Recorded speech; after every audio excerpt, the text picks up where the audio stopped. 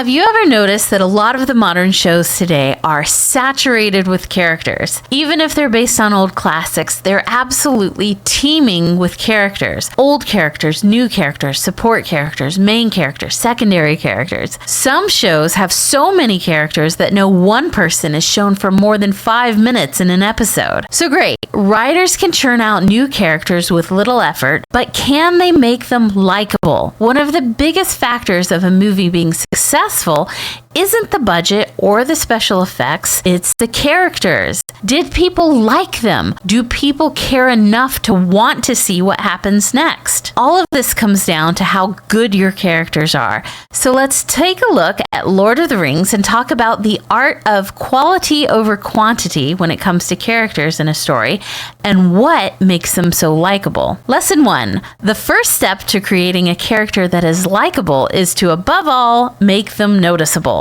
It is very difficult to cultivate likability if the audience forgets that they were there. Which brings us to the first scene where we meet Merry and Pippin, the youthful, friendly cut-ups of Middle-earth. Up until this point in the Fellowship of the Ring, the story has been fairly dark. We've learned about the threat of the One Ring, the history of it and why it was created, the danger it poses to Middle-earth. All very exciting stuff, but all the same, steeped in the negative. And then we are introduced to Merry and Pippin, who aren't concerned with this evil sweeping the land. They're here for a good time. And suddenly we can forget for a moment about the impending doom and just laugh. The very first thing we learn about Merry and Pippin is their relentless pursuit of fun. Forget the fact that they're rummaging through one of the most powerful wizard's belongings without permission. Who cares? It's worth the risk if there's a chance of creating some excitement. And this is one of the greatest qualities in a person, the ability to inject genuine joy into a bleak, dark situation is invaluable. This is true for fictional characters and also the people you know in real life.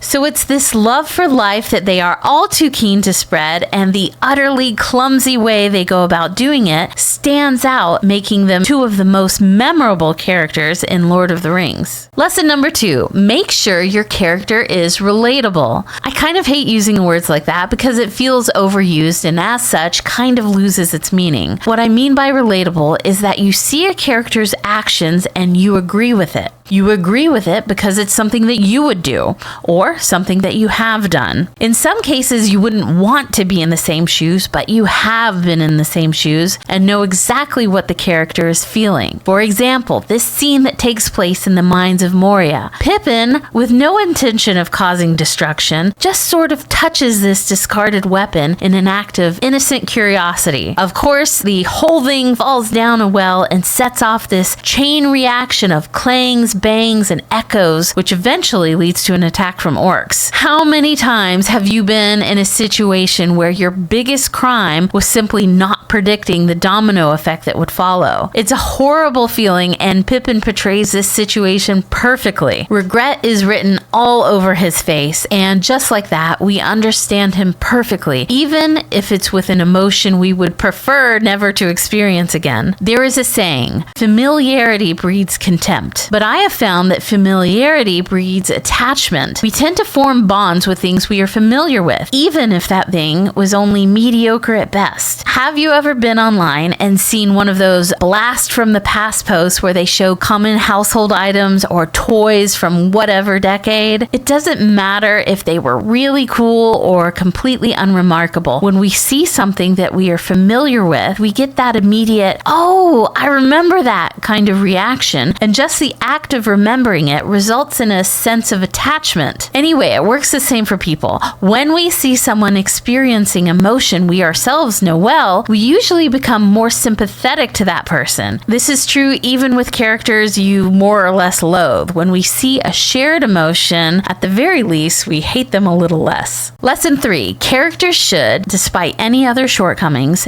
be respectable. Unless we are talking about villains, a character should be worthy of the audience's favor favor. Someone once told me they had a teacher that said, regarding friendships, you like people who have traits that you admire and wish you had. I think that's a really interesting concept to apply to characters in a story. Merry and Pippin were sometimes careless, sometimes reckless, but at their core they were also brave and selfless. In many ways, even though these two were support characters, they had the most faceted personalities and showed the most transformation of anyone in the story. There were several times when Merry took a stand or Pippin showed incredible dependability. These are the moments where the audience feels validated. See, I told you they were great. I knew they'd come through. We don't want our favorite characters to disappoint us. And contrary to modern writing, we don't want to see our favorite characters deconstructed and broken down. Throughout Lord of the Rings, Merry and Pippin both prove themselves to be incredibly helpful in dire situations, willing to put themselves in harm's way for the greater good. And that is what makes them two of the most likable characters in Lord of the Rings. Let me know some of your favorite characters in the comments below. Thanks for watching.